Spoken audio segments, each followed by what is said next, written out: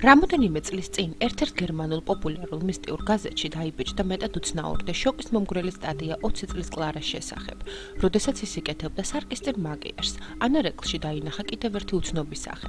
ის აგრევე მოტრიალდა, მაგრამ უკან არავინ იყო. შემოიარა ოთახი, შემდეგ თელესახლე, მაგრამ მის გარდა არავისი კვალი არ ჩანდა. საღამოს, როდესაც მისი მშობლები სამსახურიდან დაბრუნდნენ, ვახშმის დროს მან მოუყვამათ უცნაური მოვლენის შესახებ და უცაბედად გაახსენდა თუ ვისი სახე დაინახა მან სარკეში. ეს იყო ბიძია, რომელიც უკვე დიდი ხანია ამერიკაში ცხოვრობდა. მათ გადაწყვიტეს მისთვის დაერეკათ, მაგრამ ყურმილს არავინ იღებდა. ხოლო შემდეგ დღეს მოუვიდა შეტყობინება, რომელიც იუწყებოდა ბიძის გარდაცვალების შესახებ. შემდეგ გაირკვა, რომ გარდაცვალების დრო ემთხვეოდა იმ მომენტს, როდესაც კლარა სარკეს წინ იდგა და დაინახა მეორე სახე. ამის შემდეგ კლარა რაიცენი გაურბის სარკეებს და ყველაფერს, რაც კი ანარექსი ძლება. რატომ ვიყენებთ სარკეს? პირველ რიგში რომ დავინახოთ, როგორ გამოვიყურებით და აღმოვაჩინოთ ნანგლოვანება. ასე თვლიან პარაფსიქოლოგები.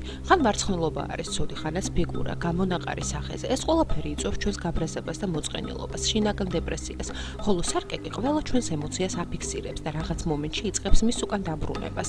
სარკე არა მხოლოდ ირეკლავს, არამედ შთანთქავს კიდეც მასზე მოხვედრილ ენერგიას. ჩვენი წინაპრები ამის შესახებ ძალიან კარგად იყვნენ გათვითცნობიერებულები. სარკე უძველესი დროიდან მიიჩნევა ერთ-ერთ ყველაზე საიდუმლოებით მოცულ მისტიკით აღსავსე საგნად. ყველას გვსმენია ალბათ, რომ როცა სახლში მიცვალებულია, სარკეს ფარავენ, რათა მასში გარდაცვლილი სული არ ჩასახლდეს. სარკეს იყენებენ მარჩიელობისთვის და იმ ქვეყნად დასაკავშირებლად. ასევე გაგვიგია, რომ ცუდის ნიშანია სარკეს გატეხვა, გაბზარვა. ასევე რომ ავისგან დასაცავად სარკე ხშირად უნდა გავწმინდოთ წყლით და მის წინ სანთელი მოვატაროთ. სიმართლეა ეს თუ ცრურწმენა? სარკე რამდენიმე საუკუნის წინ გაჩნდა. მას აკეთებდნენ ძველი შუმერები, ინდოელები, ეგვიპტელები. თავდაპირველად ის ბრინჯაოსა და ვერცხლისგან კეთდებოდა. მეცნიერები ხშირ შემთხვევაში ამ სარკეებს და საკრალულ სიმბოლოებს აწყდებოდნენ ხოლმე. თვით ნოსტრადამუსიც კი სარკის მეშვეობით წინასწარ მეტყველებდა მომავალს. შუმერელები კი მას სხვადასხვა რიტუალების შესასრულებლად იყენებდნენ. ძველ რუსეთში ძალიან პოპულარული იყო ორი სარკის პირისპირ დადგმა. შემდეგ უყურებდნენ, შექმნან კორიდორს და ელოდნენ თუ როდის ამოვიდოდა მათი მომავალი მეუღლის სახე, ხოლო რიტუალის დაწყებამდე ისინი იხსნიდნენ ჯვარს, ხატებს და სხვა რელიგიურ საგნებს. მას ფეხი დადგებოდნენ. ფაქტიურად ეს ნიშნავდა უარის თქმას ღვთიური დაცვისა და წმინდა ძალებისგან. შესაძლოა ზუსტად ამის შემდეგ გაჩნდა თქმულება, რომ თვით ეშმაკმა აჩუქა ხალხს სარკე, რომ ისინი არ მოწყენილიყვნენ მარტოყოფნითა და შესაძლებოდათ განეხორციელებიათ მუდმივი საუბარი საკუთარ თავთან. დიალოგი საკუთარ თავთან სარკეში განასახიერებს პიროვნების გაორების ერთ-ერთ ფორმას, ხშირად ნეგატიური სახით, რაც ჩვენ ცხოვრებაში აბრუნებს მას. ეს ეზოთერიკოსების ახსნით დამანგრეველი არის ჩვენი სულიერი და მატერიალური ცხოვრებისთვის. სარკე არის პორტალი სამყაროებს შორის. მისი საშუალებით შემოდიან სულები და არსებების სხვადასხვა განზომილებებიდან. სარკის საშუალებით მკითხაობენ, ხედავენ წარსულს და მომავალს.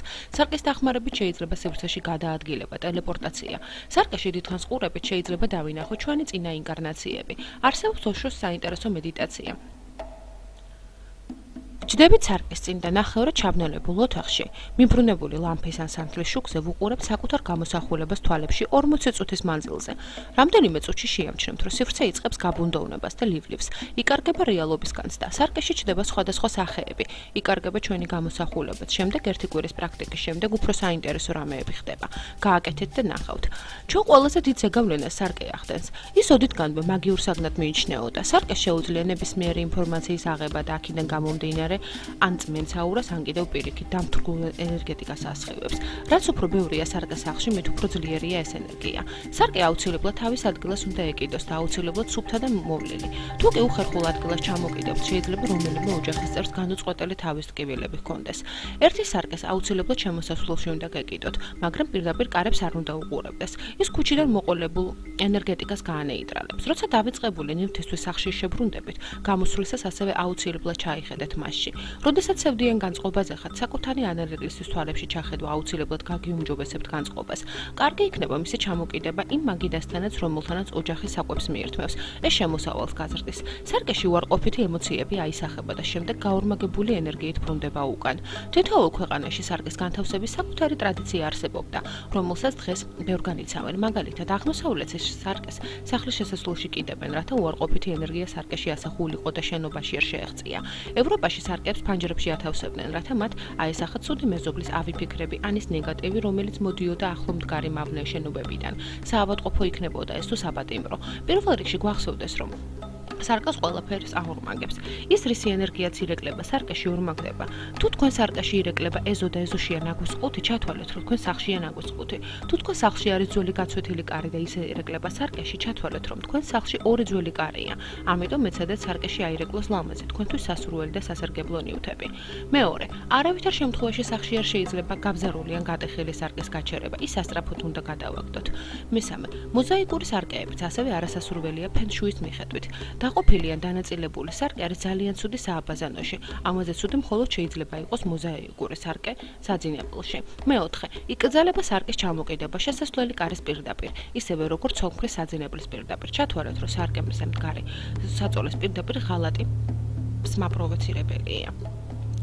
თუ შემოსასვლელი კარის პირდაპირ იქნება ჩამოკიდებული სარკე, მაშინ შემომსვლელის ენერგია უბრუნდება თავად ამ ადამიანს. ჩვენი ამოცანა კი არის ის, რომ მივიზიდოთ სახლში კარგი ენერგია.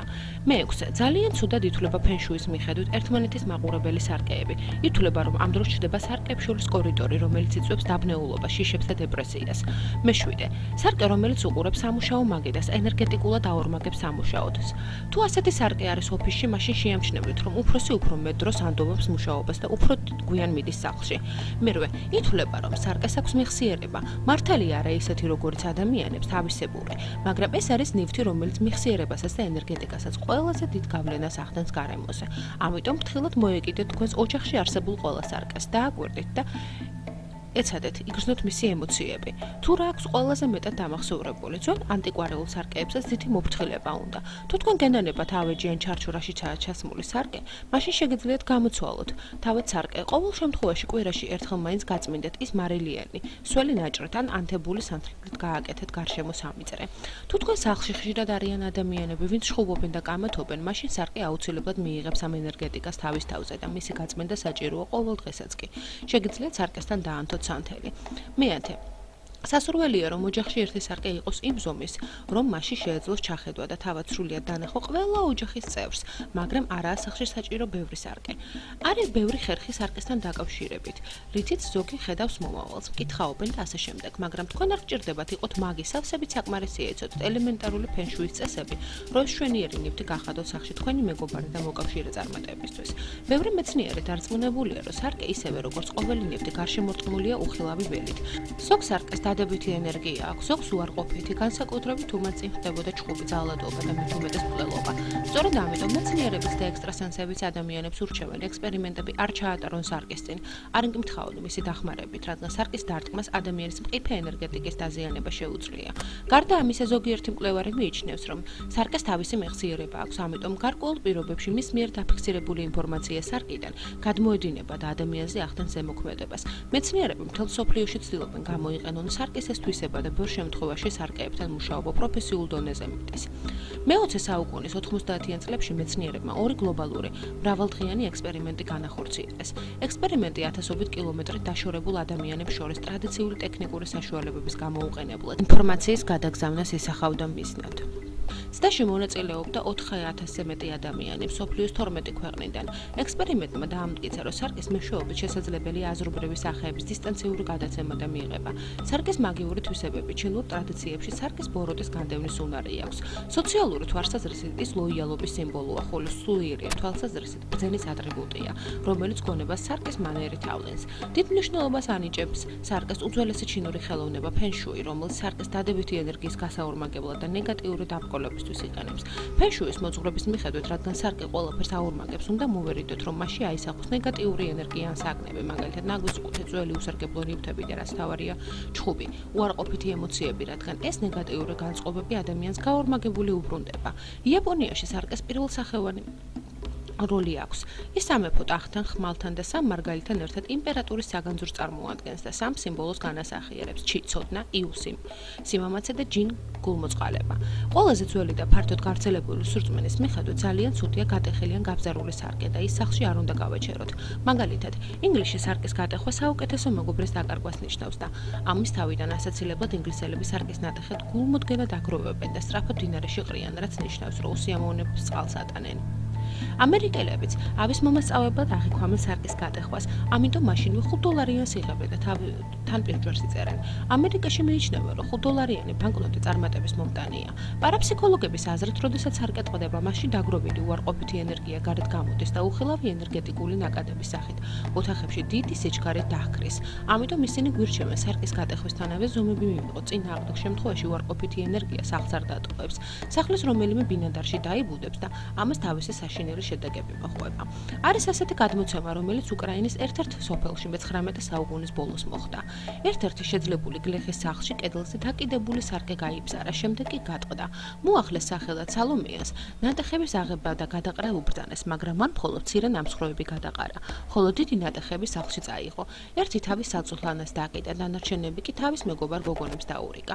ამის შემდეგ რამდენიმე დღეში სოფელში ერთმანეთის მიყოლებით საშინელი ამბები დატრიალდა. 3 დღეში მდინარეში დაიხრჩო სალომეა. ყოველგვარი ხედული მიზეზების გარეშე გარდაიცვალა მისი ერთ-ერთი მეგობარი გოგონა, ხოლო კიდევ ერთი გარკვეული პერიოდის შემდეგ უცნობი ყაჩაღების ხელით კიდევ 2 მეგობარი. ეს უბედურებები ამით არ დასრულებულა. სალომეას კიდევ ერთი მეგობარი იმავე მდინარეში დაიხრჩო, რომელშიც მოახლე გოგონა. საინტერესოა, ნაბოკოვის სარკის საიდუმლოც ეს მისტიური სარკე 1919 წელს შემდეგ ეფრომერების ოჯახში აღმოჩნდა, როდესაც მათ შეიძინეს ის სახლი, სადაც ნაბოკოვები ცხოვრობდნენ და იქ შემორჩენილი იყო დიდი რუსი მწერლის კუთვნილი ნივთები. ეფრომოვების შთამომავალი ვადიმი იხსენებდა, რომ ვერასოდეს ჩერდებოდა იმ ოთახში, სადაც ეს სარკე იყო ჩამოკიდული. სულ ეჩვენებოდა, რომ მასთან ერთად ოთახში ვიღაც იმყოფებოდა. ვიღაც იყო მის ზურგს უკან და მისი გახშირებული სუნთქვაც ესმოდა. ერთხელ დედამისმა იმ ოთახში მოჩვენებაც დაინახა. ამან ვადიმს რწმენა განუმტკიცა, რომ ეს ლოლიტას ავტორის მოჩვენება იყო. ისიც საინტერესოა, რომ მეორე მსოფლიო ომის დროს ლენინგრადის ბლოკადის პერიოდში ეს სარკე ამ ქალაქში იყო და ეს ერთ-ერთი გადარჩენილი ნივთი აღმოჩნდა დაბომბვისას სრულიად განადგურებულ სახლში. ვადიმ არაერთხელ მოინდომა სარკის მოცილობა, ცდილობდა მის ტყეში, მიწაში ჩაფლოს, რაიმე ადგილზე გადამალვას, მაგრამ ყოველჯერ წმუნდებოდა, რომ ეს დროის უკმად კარგვა იყო. როცა კი მას სარკე გაჰქონდა სახლიდან, ოჯახში წარმოუდგენელი უბედურებები და ავადმყოფობები იჩენდა თავს.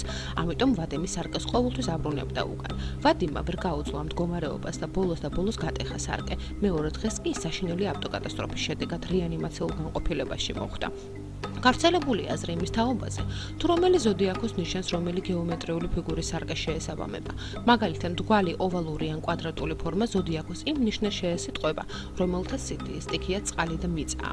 ოთხკუთხედი, მაგრამ არაკვადრატული ფორმის სარკე სასურველია მათთვის, ვისი სტიქია წყალი ან ცეცხლია. თაღისებური ფორმის სარკე წყლის ენერგიასთან არის ახლოს. სამკუთხედის ფორმა კი მიესადაგება ადამიანს, ვისი სტიქია ცეცხლი ან მიწაა. სარკისა და მისი საიდუმლოებების ამოხსნის მსურველები რამდენიმე რჩევასაც გვაძლევენ. არ დატოვოთ სახლში, თუნდაც ოდნავ გაბზარული ან სიძველესგან ლაქებ გაჩენილი სარკე. არ დაკიდოთ სარკე საძინებელ ოთახში, ისე რომ მასში მძინარე ადამიანი აისახოს, რადგან ძილის დროს ადამიანის ასტრალური სხეული ფიზიკურ სტოვებს და ამ დროს ის ყველაზე დაუცველია. არ დაკიდოთ სარკე აბაზანაში. არ დაანახოთ სარკეს უარყოფითი ემოციები, რადგან ის შემდეგ ამ ემოციებს ორმაგად დაგიბრუნებთ. მოერიდეთ სარკეში ჩახედვას საზოგადოებრივ ადგილებში, ჯობს საკუთარი ჯიბის სარკით ისარგებლოთ. ეს სრულწმენაა თუ სინამდვილე ვერ გეტყვით, მაგრამ მხოლოდ ერთის ნამდვილად შეიძლება, რაც უფრო დაიჯერებს ადამიანის სხვადასხვა ცრურწმენას, მით უფრო მეტ ზეგავლენას მოახდენს ის მასზე. გჯერათ სიზმრები ის აუცილებლად აგიხდებათ. სიზმრას როლს მოირგებთ. თუ ყურადღებას არ მიაქცევთ, არც აგიხდებათ. გჯერათ, რომ თუ მარილი დაგეფანტათ, აუცილებლად ეჩხუბებთ ვინმესთან, ესაც აუცილებლად აგიხდებათ. გჯერათ მარჩიელობა, ის აუცილებლად აგიხდებათ მარჩიელის კითხაობა. ან წარსულს ისე ოსტატურად გამოიცნობს, შეგშურდებათ, ჩემი წარსული უფრო კარგად ცოდნიაო. გჯერათ ჯადოსი, რაც მეტად ირწმუნებთ, მით უფრო იმოქმედებს მჩხიბავის ხილული თუ უხილავი ჯადო. მართლმადიდებლობა არ აღიარებს სრულწმენეებს და არც სარკის ამგვარ იდუმალებას. და რა თქმა უნდა, არც იმას, რომ ოჯახში სადაც მიცვალებული ასვენია, სარკეების დაფარვაა საჭირო.